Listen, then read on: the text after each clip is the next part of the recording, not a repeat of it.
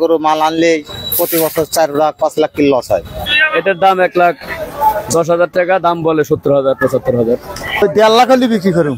Reasonable price, যেটা আমরা মনে করেছিলাম যে হয়তো এবার বাড়িতে গরু আসবে না, কোনো কিছু না। একটা করেছি 92,000, একটা করেছি 1,38,000, একটা 1,52,000, তিনটা। ভালো হবে না, ভালো হবে না,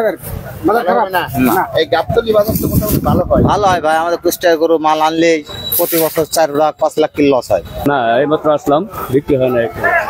এই দু একটা জায়গায় দাম খুবই কম। এটার দাম 1,10,000 টাকা, দাম বলে 70,000 75,000।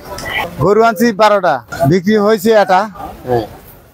বেচা কিনি ভালো না, এটার দাম 150 1.5 লাখ হলে বিক্রি করুন। কাস্টমার আসে, 2-1 আসে যায়, দাম তো পায় না। দামও ভালো গরুর, হ্যাঁ বুঝছেন, দামও ভালো। সিঙ্গে থানার গরু গেলে বিক্রি করছি, আর দাম দামি হইতেছে 7,500 গরু সব ইনশাল্লাহ। এটা 10 লক্ষ টাকা দাম চাচ্ছি। 10 লক্ষ? জি। কত বিক্রি করবেন এটা? দেখি কাস্টমারের উপরে এই সিদ্ধান্ত নিয়ে নিব ইনশাল্লাহ। কাস্টমার কেমন কি হচ্ছে? কাস্টমার এখন পর্যন্ত কোনো আলোচনা করে নাই সেখানে। এখন বলতে আসেন না। আমাদের নিজেই পালছেন? হ্যাঁ, নিজের বাড়ির বাচ্চা নিজেই পালিয়েছি, নিজেই বড় করছি। তো কোনো ভাই কোনো ব্যক্তি যদি পছন্দ করে আমি দিয়ে দিব। আমি হচ্ছে কি আমার বাবার মামার ছোট ভাইয়ের সাথে আসছি। আমাদের আলহামদুলিল্লাহ গরু কিনা শেষ। দুটো আলহামদুলিল্লাহ খুব রিজনেবল প্রাইস, যেটা আমরা মনে করেছিলাম যে হয়তো এবার বাড়িতে গরু আসবে না, কোনো কিছু না, হাই প্রাইস হতে পারে, আসলে তা না। আলহামদুলিল্লাহ। ওদিকে হাট শুধু শাহজাহানপুর, তো আমি সবসময় গাবতলী থেকে কিনে আসুন, আমি গাবতলী। আমরা 1,05,000। কেমন হচ্ছে?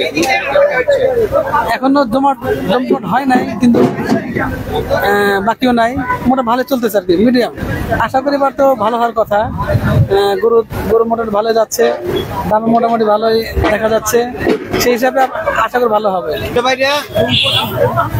25।